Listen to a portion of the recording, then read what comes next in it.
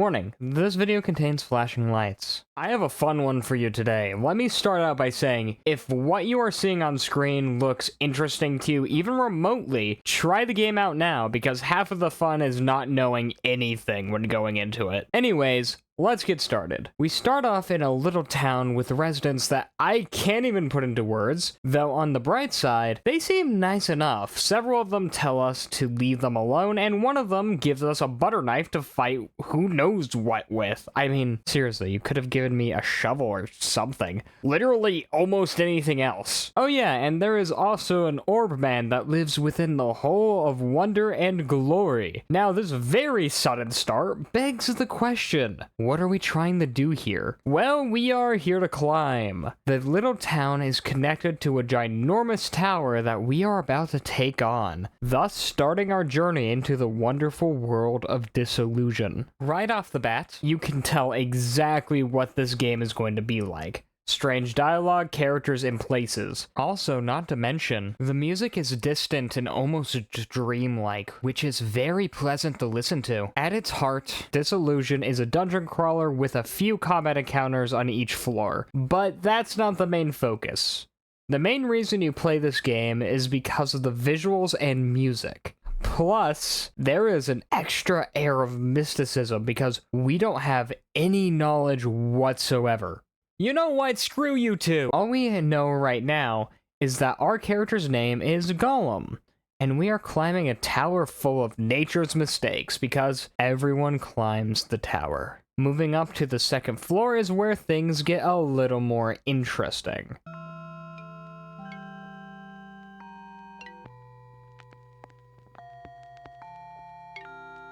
As opposed to our normal everyday encounters, we meet a strange girl covered with plants and other markings. According to her, we are an extra breed of crazy since we are able to see her. Her name is Melpomene, and she will quickly become the second best character in this game. Since we are one of the only ones here that can see her, she joins us in our journey to climb the tower because why not, I guess? It's not like we have anything better to do, and I have a feeling that most people on the internet are physically incapable of saying no to a member of the female population. Okay, story aside, let's dive into the gameplay a bit more. To be blunt, the gameplay for this game isn't all that exciting because the combat is pretty weak altogether. It's kind of just average. I mean, don't get me wrong, it's not bad by any stretch. It can just be a little boring sometimes, and it doesn't change too much over the course of the game other than learning the occasional new move from a monster. But I have played a lot worse. It does, however, make up for it when it comes to its exploration. There is just something really appealing about getting lost in the trippy visuals of this game and trying to find the various secrets that each room holds. It's definitely a more chill and slower paced game and can even be surprisingly calming. The combination of music, visuals, and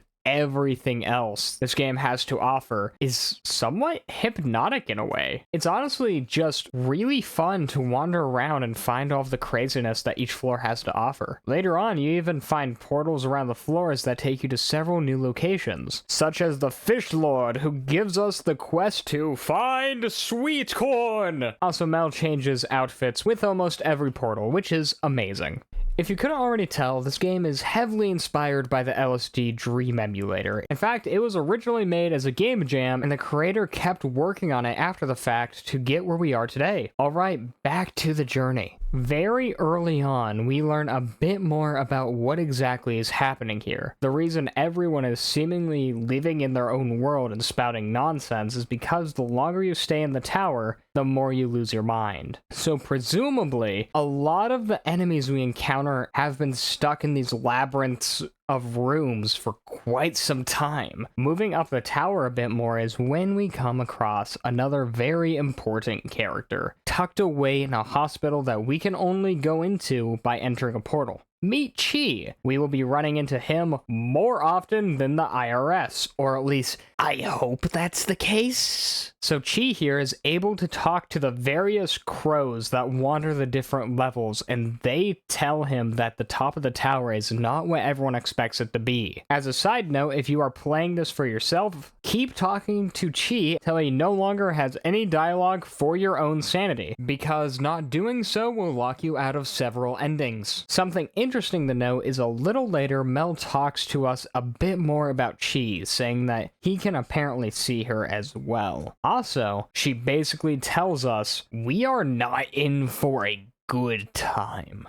Lovely. But there is no need to dwell on that right now, since I doubt we can do anything with the information we have gotten, no matter how hard we try. And trust me, I know full well that we would both try for an obnoxious amount of time. Every now and then, when we go past a floor, we get an extra vision that either gives us lore or riddles for some reason. I'm sure those will be unimportant and have nothing to do with the story. We also go to a prison for a few minutes, and that's cool, I guess. But our prison time lets us get the Fish Lord's sweet corn. However, we have to be reminded that our time is constantly fleeting because we are about to reach floor 11. This floor brings us to our first major boss fight of the game, and it sure is. I'm going to be real, it's basically just a normal enemy with more health. After the boss fight, we pass out and wake up right where we started at the beginning of the game, and now things start to make a little more sense? Maybe? Either way, a lot of the people living outside of the tower have just kind of given up on climbing. Throughout the game, many of the denizens of the tower have been hinting that there is a larger conspiracy at play, but this second town visit outright confirms it with the way the villagers talk. So we talk with Mel once again and go back into the tower, bringing us to the next section of the game. Now this section is both my favorite and least favorite part of the game. Once I got to this point, I felt that a lot of the magic kind of wore off, unfortunately. It was still fun, but it started to feel a little tedious at times. That being said, this section had a few of the coolest areas we have seen thus far, and a whole lot of lore. We also have the Bone Zone, where everyone is forced to dance for all of eternity. Another important thing we get to do is finish the Fish Lord's quest and give him his sweet corn.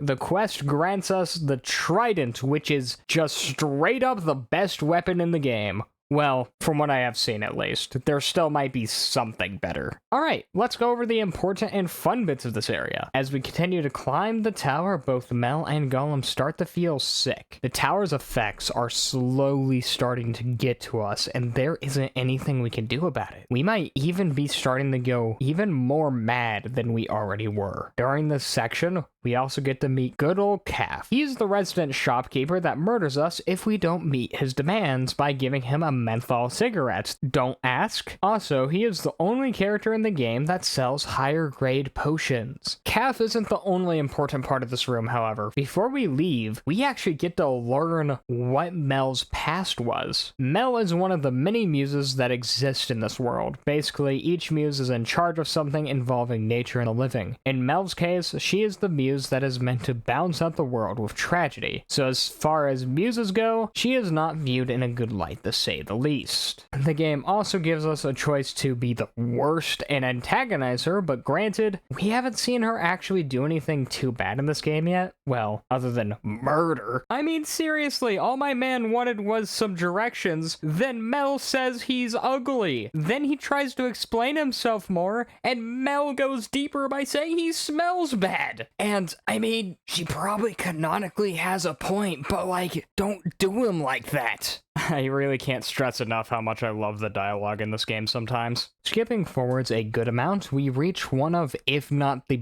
best sub-area in this game. The area is covered with eyes and corrupted monsters everywhere. Each of the monsters speak in Morse, and they are in pain, to say the least, because the Morse translates to, "You died October 22nd, 1998. This is info you wanted. Please free us."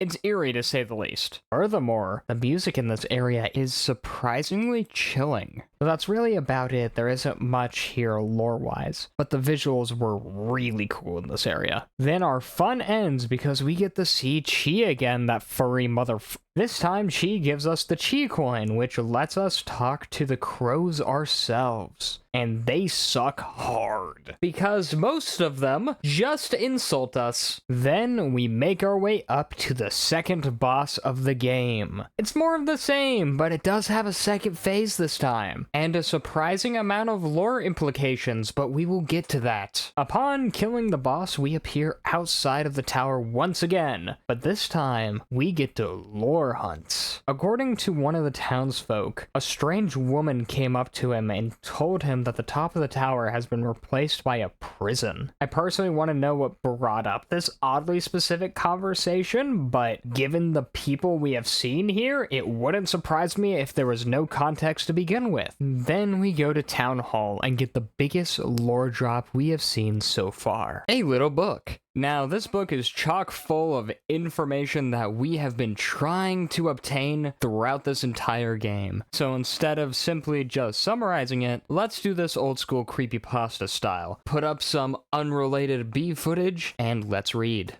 The tower used to be an easy way for those to reach Nirvana, a final pilgrimage. A woman named Mara came to me one day. She asked me, "Why do all who come here climb?" I told her that she should climb and find out for herself. She then asked me, "Why do you help the people who come here?" I told her I do not remember, but it is my job to put those who stray on the right path and send those who cannot complete the pilgrimage back to repeat the cycle. Mara would not climb. I'd send her away only for her to return. She would distract me from my work, tempting me with women and power. I ignored Mara, unfazed, so she turned her attention to the tower itself. She entered to never return. I knew she had ill intentions. Of course, I have entered the tower, but I have never actually seen the top of the tower. The only ones allowed to see that area are my crows. I was informed Mara had taken the top of the tower for herself. She constructed a prison trapping all who aimed to complete the pilgrimage. Those trapped would never reach Nirvana nor be reborn. My crows would eventually leave me as well. I constructed this tower as a way to keep those who came here from completing the pilgrimage. So long as Mara did not get her hands on these souls, they would be reborn to redo the cycle. I'm not sure which fate is worse. Despite my best efforts, most who come here climb the tower. They are drawn in by the will and order of this realm. Heed my warning. If you are reading this, do not enter the tower. I left this place in search of other realms. I wish the souls who come here had the same option. Just like that, we know the name of our main villain, Mara. Before going back to the tower, we have a scene with Mel, and she confirms something that has been implied many times throughout this game. The tower acts as a kind of purgatory where many lost souls climb to get to Nirvana or be reborn if you fail to climb the tower. However, the prison that Mara made is currently trapping everybody. As a side note, it's interesting how often these types of games go into the topic of rebirth specifically. On this channel alone, we have gone over 3 of them so far, but they also do it in very different ways, which is fascinating. Anywho, that's neither here nor there. It's time to move on to the final part of the game. For the most part, the last floors kind of tie up loose ends. I mean, other than pork facts. Pork evil facts. 5 miles tall, 5 miles wide. Hooves, 1 mile wide each. Stomps and then slugs the goodies.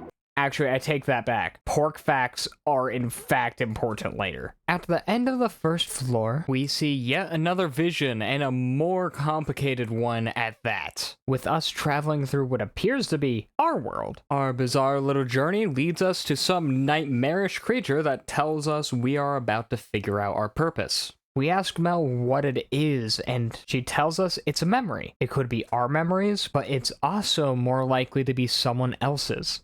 So pause.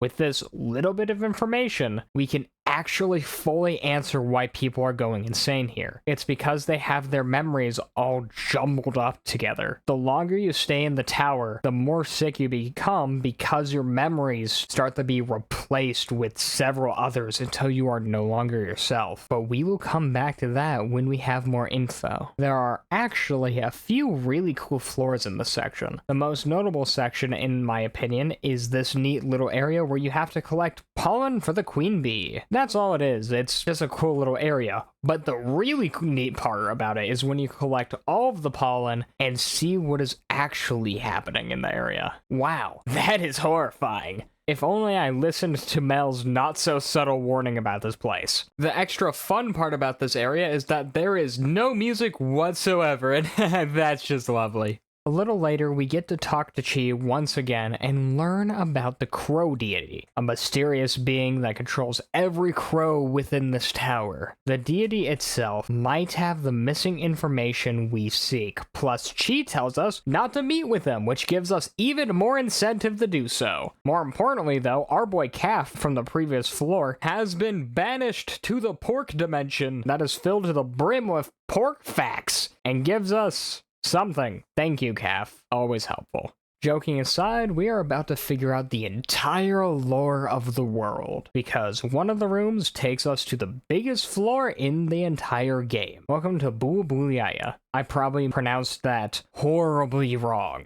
This place is a massive library with information that has been hidden from Mara. Now, when I say that this floor is the biggest in the game, I mean it. I can guarantee that I didn't even come close to finding everything it holds, but it does give us the full lore in the form of books that we can read throughout the library. And well, this one is a bit harder to explain. So let's start going over the lore from the very beginning. Basically, the god of this world is named Akba Atadia. I'm not even going to try to pronounce that one again. Either way, he created the crows and the tower, and other beings including Mara, the muses, and humanity. Mara then gained control of the muses with the goal of keeping humanity trapped forever. However, there is one muse that did not join her, Mel. Mel was given the ability to control tragedy by a mysterious individual so humanity can make the final push to climb the tower and reach Nirvana. Another important detail is that there is supposed to be a guide in the tower meant to help people along their way, which we obviously haven't seen. Or maybe we have. Then we get to the current day where Mara has taken control of the tower, and we need to find a way to put a stop to it. Now, there is a lot more in the lore, but that's basically all we need for our purposes. I mean, genuinely, there is a lot in these books. If you're curious about the little extra details that we didn't go over, I would highly recommend you go and find these for yourself. Since we finally have answers, that means that we are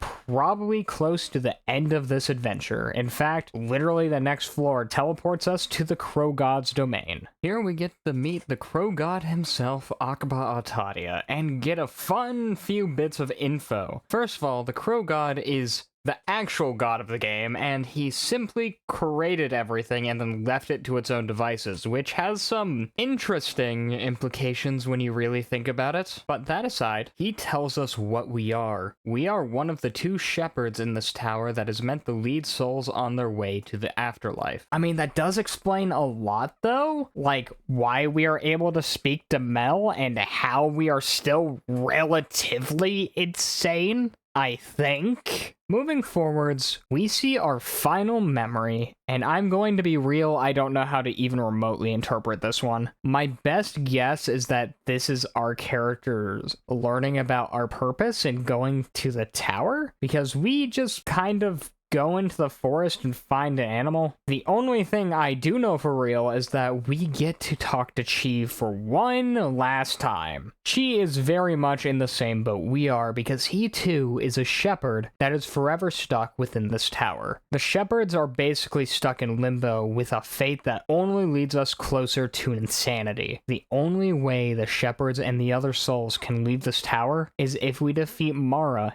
and kill the muse of tragedy. Unfortunately, to save the tower, it looks like we have to go through with it. We are taken to an area covered with flowers, with only Mel standing in the middle. In order to save us, Mel sacrifices herself, telling us that we may meet again one day, thus freeing the shepherds and giving them the choice on their fate. Now we only have one goal left: kill Mara. That was unexpectedly depressing for this game, but it makes sense all things considered. After the death of Mel, we make our way up to the final floor, and at last meet Mara face to face. When we meet with her, she offers a deal, where together we will rule over the tower and control over everything. And of course we are not taking that one, because why would I ever want to rule over these things? Declining Mara's deal leads us into the final fight of the game. And it looks like this boss fight can take a bit, actually, because Mara here has a decent amount of health and can hit pretty hard. But pro tip, if you use poison, then spam triple attack. This fight is over in 0.2 seconds. Though, in all fairness, that destroys most enemies in this game. Just like that, we beat Mara and free the tower from her control. Then, just as promised, we are given the choice to stay and reincarnate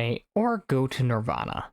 That's where the game ends, and I feel conflicted about this one, because on one hand, I really liked the tone and the music of this game, but it can feel a little tedious at times. Floors start to meld together a little bit. Also, there are a lot of oddly specific dialogue that you have to choose to get the true ending, and the game doesn't really give you many hints in that regard. But granted, I think a lot of the issues I had with this game mainly came from how much I was playing this to make the video. I feel like this is the type of game you are meant to take your time with and really enjoy the sights, which is not something you get to do when you are pushing to get as much footage as possible, you know? While there are a few things that I did not love about the game, it was well worth the time. You can really see the care and passion that the developer had when making this game. Not to mention, there is a good 7 hours of content, and all of that only costs $3. Disillusion also has a sequel that we may end up exploring later, because that one looks even bigger than this one. Though I think I may need a bit of a break before we go dive into that one.